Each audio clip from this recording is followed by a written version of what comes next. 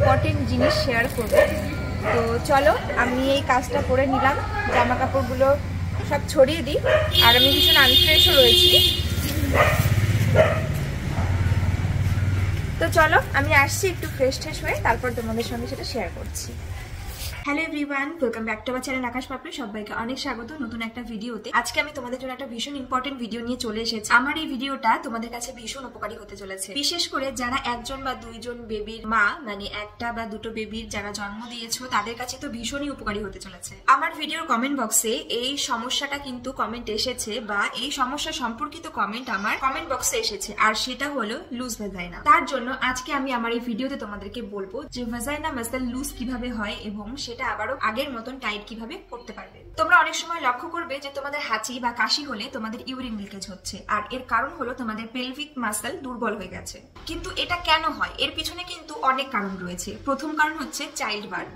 যখন তোমরা মা হও আর 9 মাস পর্যন্ত বেবিকে গর্ভে ধারণ করো, তখন কিন্তু বেবির সমস্ত ওজন ওই পেলভিক মাসল বহন করে। তো সেই কারণেই কিন্তু পেলভিক মাসল অনেকটাই উইক হয়ে যায়। যখন একটি মা তার বাচ্চাকে জন্ম দেয়, তখন তার ভাজাইনাল টিস্যুস অনেকটাই স্ট্রেচ হয়, যদি সেটা প্রথম বাচ্চা হয় আর নর্মাল ডেলিভারি হয়। তাই অনেক সময় ভাজাইনাল মাসল বেশি ওপেন হতে পারে না, এবং সেই জন্য কিন্তু সেই অংশে কাট করতে হয়। তাহলে একটু ভাবো, ভাজাইনাল মাসলকে ফিরে আবারও তার কন্ডিশনে আসতে কিন্তু 3 থেকে 6 মাস সময় লেগে যায়। তাও আবার 90% তার পজিশনে ফিরে আসতে পারে, আর বাকি 10% তাহলে কি হবে? আর তারপরেও যদি তার আরো 2-3টে বাচ্চা হয়, তাহলে কিন্তু ভাজাইনাল মাসল অনেকটাই লুজ হয়ে যাবে। বয়স বাড়ার সঙ্গে সঙ্গে মহিলাদের কিন্তু আরো একটা ভয় কাজ করে যে তাদের শরীর আর আগের মতন থাকবে না। কিন্তু ন্যাচারাল কিছু পদ্ধতিতে তোমরা তোমাদের পেলভিক মাসলকে ফিরে আবারও মজবুত করতে পারবে। প্রথমত 1 নম্বর হচ্ছে হেলদি ডায়েট। তোমাদের একটা হেলদি ডায়েট নিতে হবে এবং নিজের শরীরের প্রতি ধ্যান রাখতে হবে। সেকেন্ড, আমলকি আর আঙুর ফল।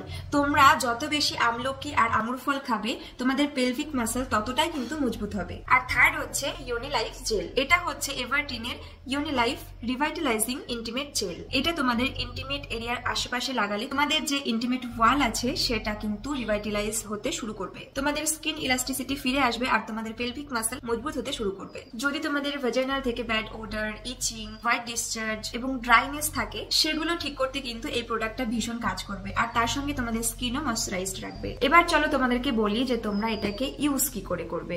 সবার প্রথম তোমাদের হাত ভালো করে ওয়াশ করে নেবে এবং ইন্টিমেট এরিয়াও ভালো করে ওয়াশ করে নিয়ে ড্রাই করে নিতে হবে।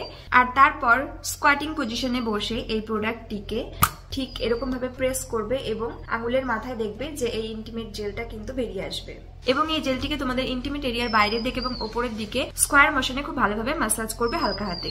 আর এই প্রোডাক্টটা একটু পরেই কিন্তু তোমাদের স্কিনের সঙ্গে খুব ভালোভাবে অ্যাবসর্ব হয়ে যাবে। এই প্রোডাক্টটাকে কিন্তু ধোয়ার বা মোছার কোনো প্রয়োজন নেই। এটাকে 2 থেকে 3 মিনিট ম্যাসাজ করবে, তাহলে অ্যাবসর্ব হয়ে যাবে। আর এটিকে তোমরা দিনে 2 থেকে 3 বার ব্যবহার করতে পারো। আর এই প্রোডাক্টটিকে কিন্তু শুধুমাত্র ভ্যাজাইনার উপরে অংশে ব্যবহার করবে, ভেতরে ইউজ করার প্রয়োজন নেই। আর তোমরা পিরিয়ড চলাকালীন প্রোডাক্টটিকে ইউজ করা বন্ধ রাখতে পারো। এই প্রোডাক্টটা তোমাদের প্রেগনেন্ট হওয়ার পরে যে ইলাস্টিসিটি হারিয়ে যায় সেটাকে রিস্টোর করতে সাহায্য করবে, এবং এজ বাড়ার সঙ্গে সঙ্গে যে স্কিন ঢিলা হয়ে যায় এবং ভাজাইনাল মাসল লুজ হয়ে যায় সেটাকে টাইট করতে সাহায্য করবে। ওভারঅল ভাজাইনাল হেলথের জন্য এটা ভীষণভাবেই উপকারী। এই জেলটা কিন্তু খুব খুব উপকারী। তোমরা যদি এটাকে পারচেস করতে চাও, আমি ডেসক্রিপশন বক্সে লিংক দিয়ে রেখেছি, তোমরা অবশ্যই চেক করতে পারো।